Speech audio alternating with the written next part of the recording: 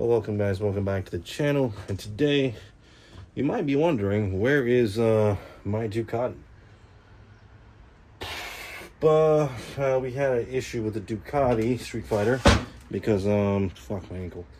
The Ducati Street Fighter was having starting issues when I bought the bike the second day into ownership. And I didn't think anything of it. I was just like, oh, whatever. It's just, blah, blah, blah. Whatever. Nothing serious. Boy, was I wrong, because the bike would not start one day, and I was like, holy shit, this bike is fucked. And, I should probably have said something in the 30 days. I had to either return the bike or something, and, get my old bike back and get another bike. But I decided not to because I thought it was a stupid Ducati quirk. So they pretty much have the bike right now. It's been over a week. I haven't heard anything from them about the bike. They haven't said anything to me about, what's wrong with the bike or whatever. And I'm just like, well, okay, so let's find out what's going on. We'll wait and see. I don't know what's happening to that bike. We'll just have to wait and see until I get an answer. So my impatient ass went on Facebook Market and I bought a bike that is kind of old, very old, but also very cool. And so I have bought a bike that, to ride around until the Ducati is finished or whatever.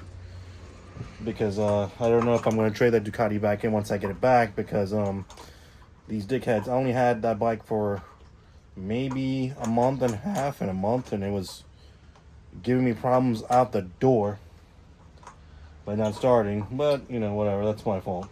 I should have said something in the 30 days. But, I don't know. I might just get rid of that bike once I get it back. Because I'm waiting to see if they're going to fix it.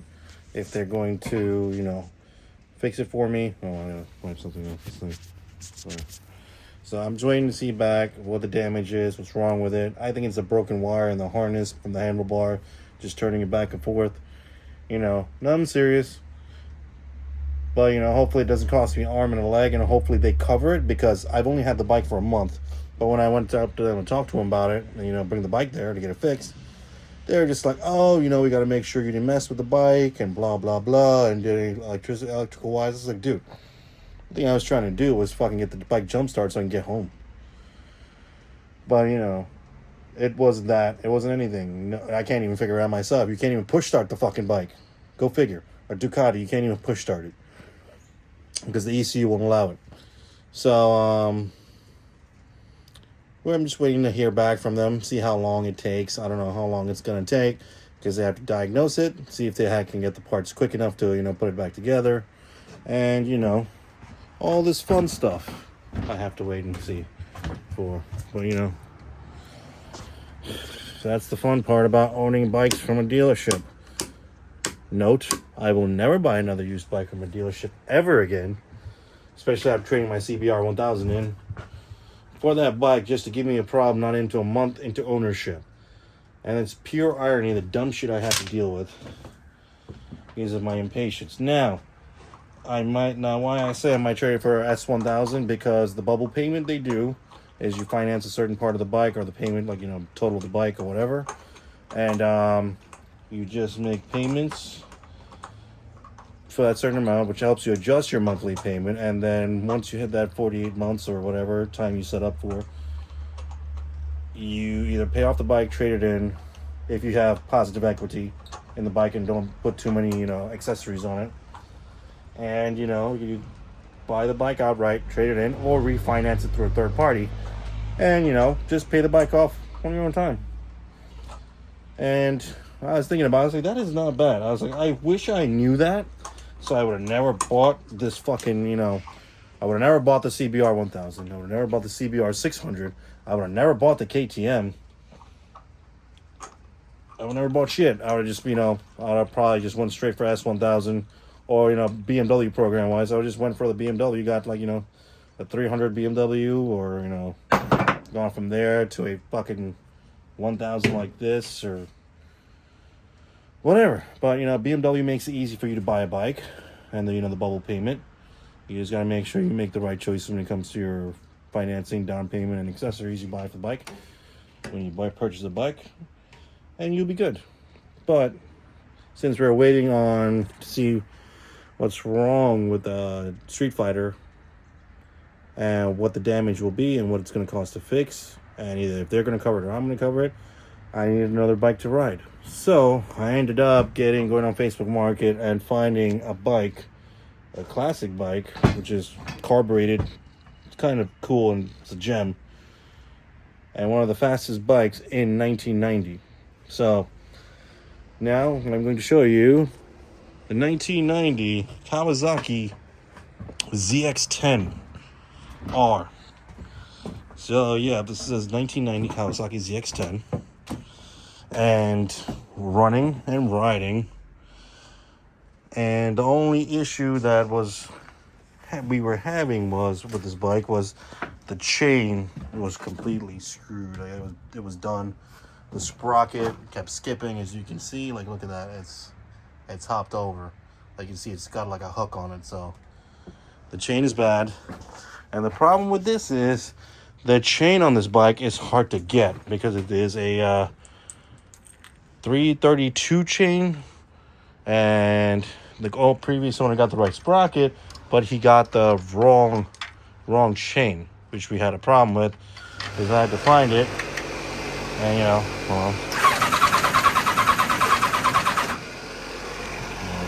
let's see. Let me show you this bike real quick. Start still. Hold on.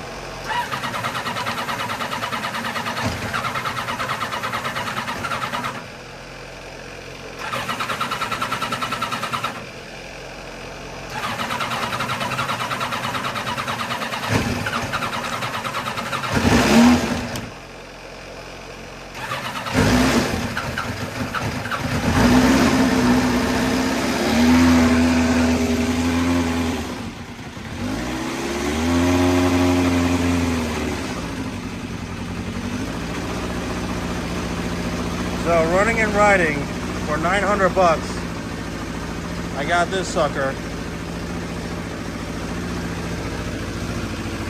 and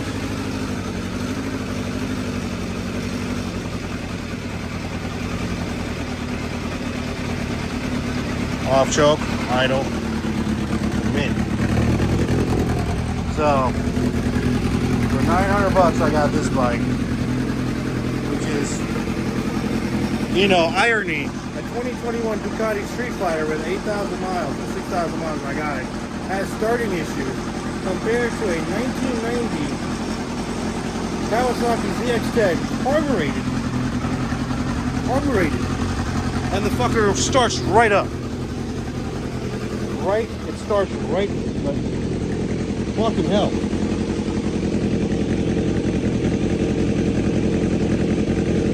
Like, it starts right up. Like, look at this thing, dude. Doesn't even have to be on truck for a couple minutes. The fucker starts right up. And the only problem we were having is this chain is hard to get. You got a 325 chain, and you got a 332, which is a rare size. You can't get it anymore. But I found one on eBay. It should be here either Wednesday or Thursday. And we should be Gucci. Yeah, we should be good. So, once we put that sucker on and we get this bike going, we should be good to go. At least riding wise, on this bike. Oh man.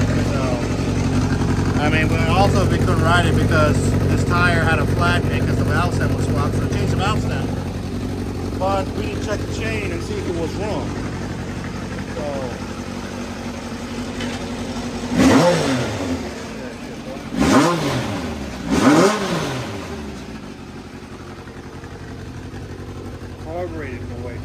carburetor fucking bike starts right up compared to a 2021 Ducati Street Fighter. The irony in that is fucking annoying. Just the irony of a 1990 piece of crap, not even a piece of crap, this bike's dope. We'll start up and run and ride, besides the chain being gone. But we gotta get the chain's on its way, we get that, we understand that. It's coming. But it starts, it runs. Like, look at it. Even on choke, I only had it on choke for like 2 minutes to get it running. And the fucker runs. It was fucking. And this is one of the fastest bikes in 1990. One of the fastest. 170 mile an hour top speed. It's not the 1100, that 1000, but you know, for 900 bucks, who's complaining? I'm not. I love it. Like you know, 1100 bucks for this fucking thing. No, I'm not 900 bucks. I'm sorry, 900 bucks. But you know, I mean, you might need a coolant temp sensor, as you saw as soon as you turned the ignition on. Fan came on, so it's like, oh, okay. I need a coolant temp sensor. We'll work on that.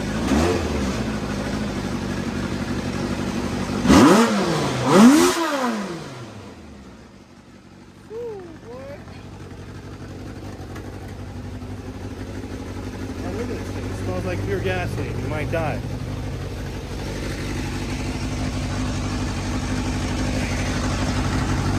For a 1990s bike, bro, this thing is amazing. Runs, rides. The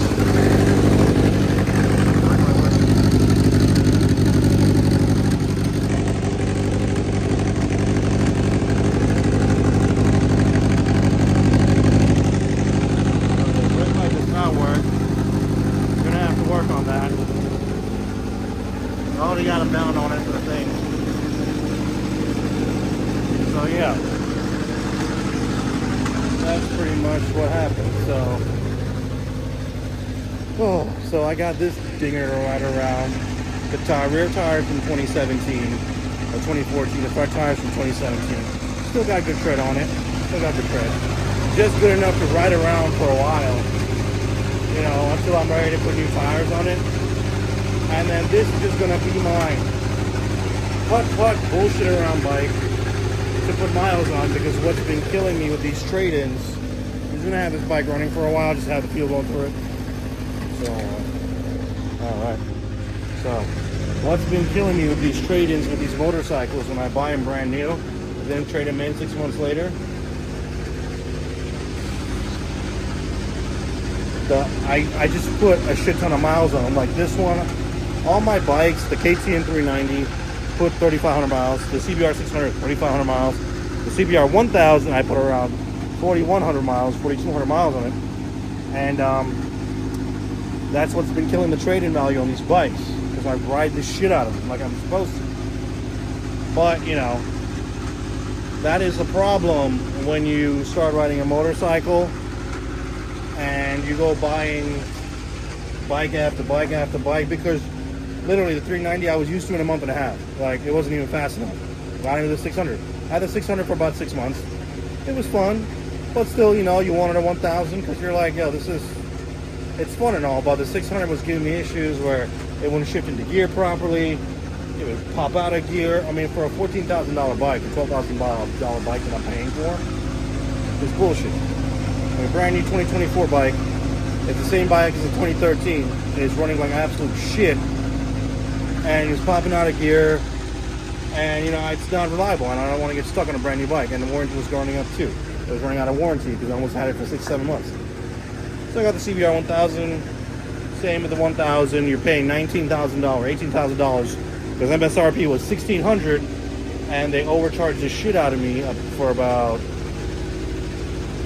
I think, Hanover Power Sports in New Jersey charged me, the MSRP was $16,900. They sold it for me, they had no price tag, sold it to me about $18,700, I think. So $1,000 something over MSRP. And then out the door with taxes, fees, and bullshit, it was around $21,000 with the down payment out the door.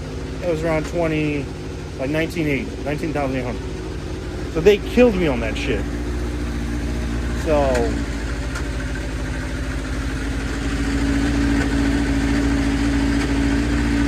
they literally killed me on that CBR 1000. I had no quick shifter, I had no auto blip, nothing. I had no cruise control. It was just a basic bare bones TFT bike with, you know, wheelie control, traction control, ABS. That's it. But for like, you know, a Gixxer comes with a Gixxer 1000 comes standard with a fucking quick shifter. and a CBR 1000 doesn't. Honda likes to do that shit sometimes when they think they're hot shit, and they're like, oh yeah, pay $17,000 for this, you know, bare bones CBR 1000, and you get nothing with it. But a Gixxer you get for 15.9 I think, and you get a fucking quick shifter, this, that, all that good shit. So this fucking thing, like, you know, so I thought I got ripped off on that bike, so I was like, oh yeah, Ducati.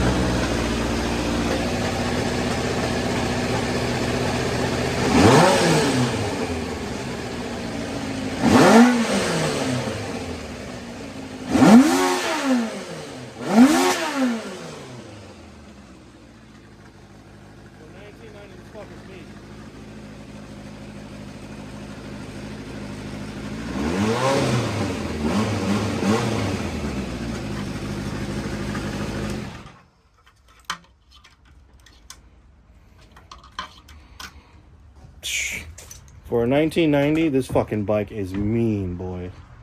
Mean. Oh shit, you know what? It has the same color scheme as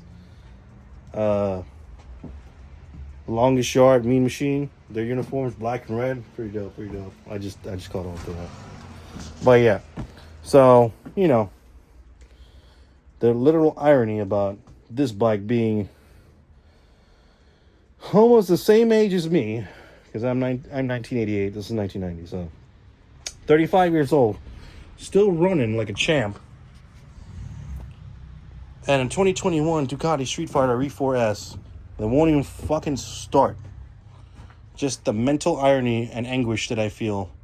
I was spending $17,000 on that, and then spending $900 plus $100 on a chain, maybe $50 on this. Well, the sprocket was free, but I have another 530 conversion sprocket in the house, and I have another front sprocket 530 conversion coming in. I didn't buy the chain yet, but that's just in case.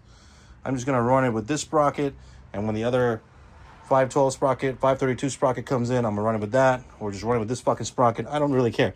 This is gonna be my main bike to run around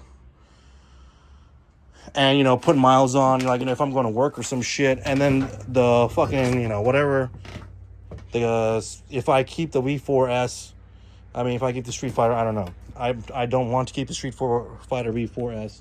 I want to get rid of it. I'm probably going to trade it in. And, you know, since fucking S1000s are dirt cheap, which is what I probably should have got after the 600 or the KTM, because, you know, I'm used to having fast cars my whole life, so I know how to handle power, and I know when to not push it and not be a fucking idiot. I respect bikes compared to most kids that have no fear.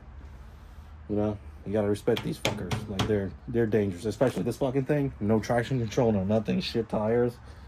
Like, yeah, I'm not gonna be leading the fuck out of this bike. I'm gonna be enjoying it, but, you know, it's just mental irony that a fucking 1990 carbureted shitbox like this, no offense, will start up on the fucking dot and run compared to a fucking 2021 Ducati with all that fucking tech and doesn't even start, dude. Like, I changed the battery on it and the screen didn't even line up after. So I was like, bro, I'm done with this bike. So we're going to see what happens with that bike, see if they're going to fucking fix it for me. And if I'm going to have to come out of pocket, if I have to pay out of pocket for that bike to get fixed, guess what? I'm putting a bad Google review on fucking Cross Country Power Sports. Telling them they didn't fucking take care of me, blah, blah, blah, when it came to the fucking Ducati. Got a bike that was fucking having issues already. And they're all the old main guy and whatever, they're playing dumb. They're like, oh, you know, blah, blah, blah. I was like, what'll happen? Like, you know, give me a straight answer. Like, depending on what it is, are you guys going to cover it? Am I going to have to pay half? Am I going to have to pay the whole bill? Like, we don't know. We got to see what's wrong with it. So, not even a straight face. Weren't giving me a fucking straight face or a straight answer, nothing. They're just, you know, poker face the whole time. I'm like, okay, I see where this is probably going to fucking go. So, I'm sure if it's something cheap and stupid, they'll take care of it. If it's something expensive, like needs a fucking ECU or a wiring harness or some shit, they're probably going to have to either have me pay out of pocket or pay parts and they pay labor or some dumb shit like that. I'm like, okay, bro, we'll see what happens. It's going to take a month and a half or 2-3 months to get here, because I was talking to the guy in Cycle Gear. He had his Ducati there for service or Desmond service. He had the bike for 6 months. 6 months they had his bike. I was like, oh, fuck no. So that's why I bought this fucking thing. Running, riding. Just needs tires at most to be safe. This needs rear brakes, front and rear tires, and then I think that's it. And then the chain. There's probably like another tires for this thing. And this is what, a 180? I'm not even sure what the fucking tire size this is. This is a 180. This is a 180 55. I mean, I could probably go to a 190 on this thing in the back. Oh, it's a 190 55. So this is a 17. ZR17. Okay. So this is a 190 55 17. The tires were a little cracked, as you can see. Like, you can see little cracks in them. Which, this is a Pirelli. This was a brand new tire when this bike was put away. It's just a little dry rotted. They got Fix-A-Flat in the fucking tire. Like, thanks, assholes.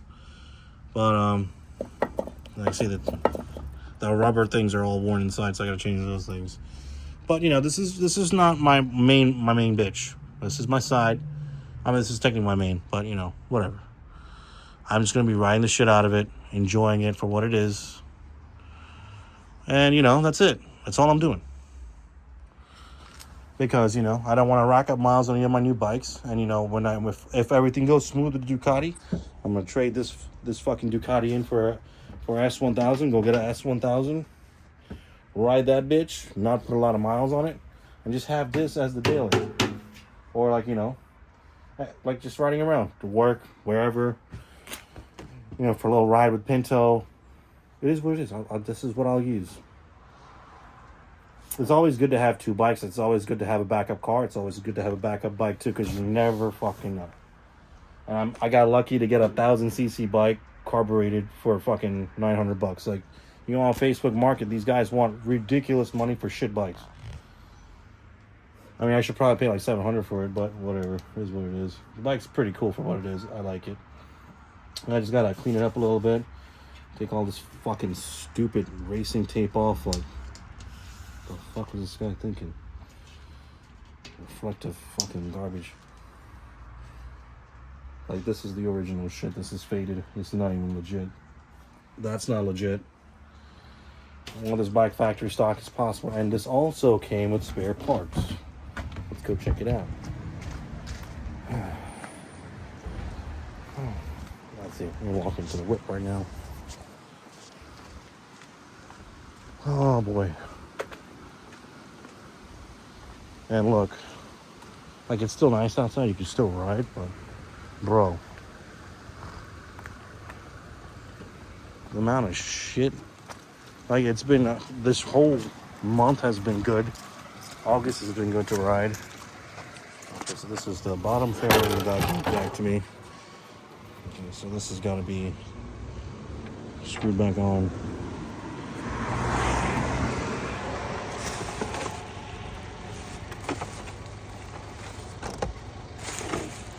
These are spare fairings he gave me. This is a spare side fairing because the other side's cracked. So what I'm gonna do is probably fix this fucking thing. Yeah, I'm probably gonna fix this and then put this on the bottom. And then, because I can't find these fairings anywhere, especially these two. Like, the rear hip fairings of the bike are hard to find.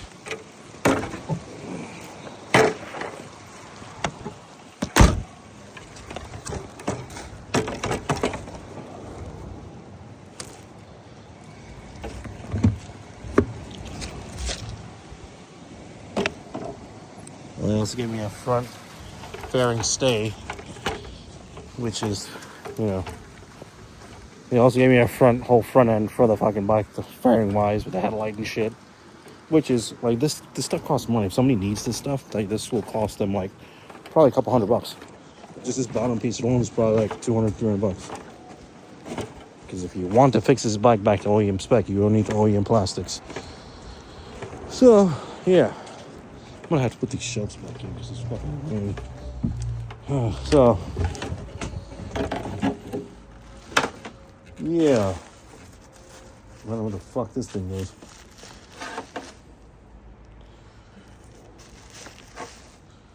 That's the side fairing. This is the bottom.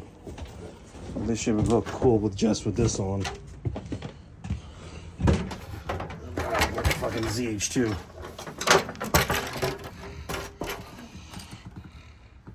I would just put this back on like this. Fuck it. Just like that. I'll make some fucking pictures to hold this in place. Boom. Look fucking dope. Nice. I like naked bikes that have, like, you know, the Tuono style. They have the bottom cover and then this on the side and then this is all exposed. Look fucking dope. So, yeah. Man, this thing's gonna look fucking mint. And they did the other one in the car was just this. So we're gonna get all this shit fixed and figured out. You know what I'm saying? We're not gonna worry about it because we got a running bike. I just need the chain and everything else to fucking work. And then we're Gucci. And I'm gonna ride the fuck out of this bike for the most part till the wheels fall off of it. Not even. This bike will probably outlast any other new bike as long as you maintain the carbs and take care of it. So that's what I'm gonna do. So guys, thank you for watching. I will make more videos with this 1990 ZX-10R. As you can see, it's oldie, but it's a fucking goodie. And they don't make them like they used to anymore. So we're gonna restore this bike to running order condition, and then we're gonna ride the fuck out of this bike and see how it does against newer bikes. It probably would do better. I mean, it's heavy, it's kind of a tank, but you know, it fucking rides, bro. This thing should ride really good. And we'll just see how it does. But anyways, guys, thanks for watching. Stay tuned for more content on the ZX-10. I don't know if I'm going to keep the fucking Street Fighter V4S because I've never bought a used bike before from a dealer in my life, and this is my first time, and it's the worst experience I've ever had. That's why I always stay buying new bikes. Unless you're like buying a cheap like this from Facebook Market, then that's different. But you know, buy new, don't buy used. At least don't buy Ducatis fucking used. Never buy another Ducati again. And, you know, just keep riding. Keep on riding, man. No matter what it is. Even if you got an old piece of shit like this, who gives a fuck what people think? This is a fucking 1000cc fucking 1990 ZX-10. This thing will wipe the floor with anything on the street. Any other bike on the street, any 600, like it will take any 600 out. No problem. You got to make sure it's safe to ride, and that's it. That's all I'm going to do, make it safe to ride, make it safe to lean. And I'm not going to worry about, you know, crashing this bike, because this bike is fucking... Sorry, I had one rip. This bike is just, you know, I own it. This is mine. It belongs to me now. And look, it has fucking pockets and shit. I don't know what the fuck that is. Maybe that's a fuse panel. But this thing is fucking super cool, man. Super fucking cool. I don't know what the fuck these things are. I gotta cut these. This is stupid. I don't know who the fuck did that. Dumb. But anyways, guys, thanks for watching. I'll keep you guys posted on Ducati and what they're gonna do. See what happens. Maybe, hopefully they take care of me. Hopefully they're good people. And if they're not, I'll let you guys know. And we'll go from there. Anyways, guys, thanks for watching. Like, subscribe, share. And I'll see you on the next one. Peace.